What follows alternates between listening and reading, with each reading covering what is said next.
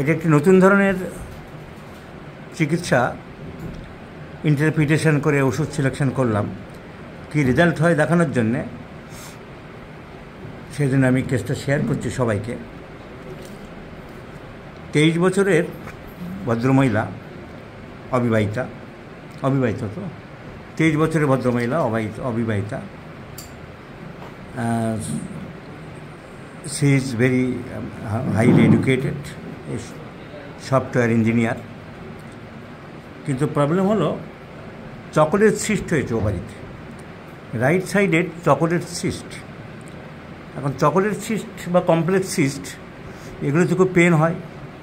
বেশ কদিন ধরে ভদ্রমহিলা ব্যথায় খুব কষ্ট পাচ্ছেন, for which she has consulted with an gynaecologist. Chocolate cyst diagnosis করেছে এবং ব্যথা কমানোর জন্য পাইরোজেসিক 1000 দিয়েছে, 500 নয়, 1000। এত বেশি ব্যথা হচ্ছিল। আর ন্যাচারালি গাইনোকোলজিস্ট অপারেশনের সাজেশন দিয়েছেন।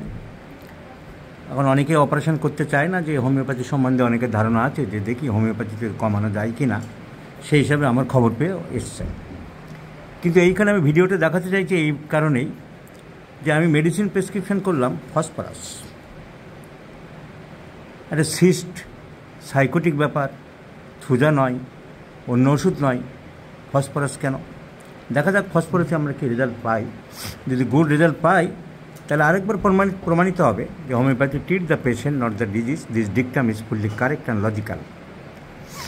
সো সিস্ট হয়েছে, কিন্তু ওর হিস্ট্রিতে আমরা দেখছি ফ্লো অলওয়েজ প্রফিউজ, ব্লিডিং সবসময় বেশি হতো। So phosphorus is a haemorrhagic diathesis, প্রচুর পরিমাণে ব্লিডিং হয়, ব্লিডিং বেশি হতো।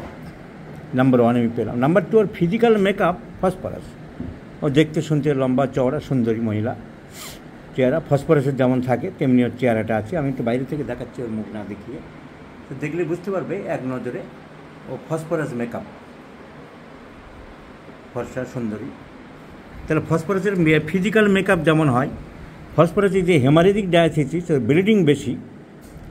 কোল্ড ড্রিঙ্কসের প্রতি খুব পছন্দ, কোল্ড ড্রিঙ্কস খুব ভালোবাসে। বাইরের কোল্ড ড্রিঙ্কসে ভালোবাসো না, ফ্রিজের জল টলও ভালোবাসে, ঠান্ডা জল মোটকা তো ভালোবাসে। কোল্ড ড্রিঙ্কসটা বাইরে কোল্ড ড্রিঙ্কস। এমনি বাড়িতেও কি ফ্রিজের জল টল পছন্দ করো না?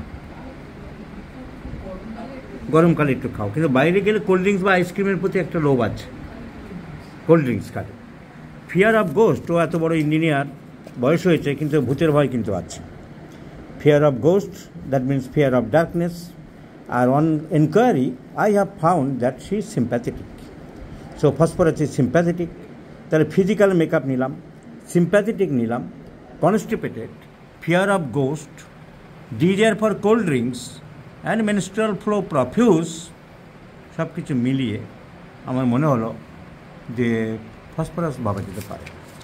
তাই আমি সিমটম যা বলছে, অঙ্ক যা বলছে, সেই অঙ্কের থেকে বিপক্ষে গেলাম না। Phosphorus I prescribed from 1 to 6 thrice in a day. এখন বেশি ব্যথা হচ্ছে, কষ্ট হচ্ছে, এই দিনে 3 বার করে দিলাম। কী রেজাল্ট হলো আমি জানাবো। যদি আমাদের ওষুধে সাকসেস হয়ে যায় তাহলে ভালো, না হলে অপারেশন করতেই হবে। এখন 1-2 আমরা দেখি, ওরা যখন আশা করে এসছে, আর আমার হাতে তো বহু কেস সাকসেস হয়েছে, সেই হিসাবে কী করে দেয় দেখি, চেষ্টা করে দেখা যাক। তো যেহেতু একটা সেন্সিটিভ ব্যাপার, আনম্যারিড মেয়ে, ওর মুখ আমি দেখালাম না, আমি কেসটা শুধু জুনিয়র ডাক্তার তোমাদেরকে শেয়ার করলাম শেখার জন্যে।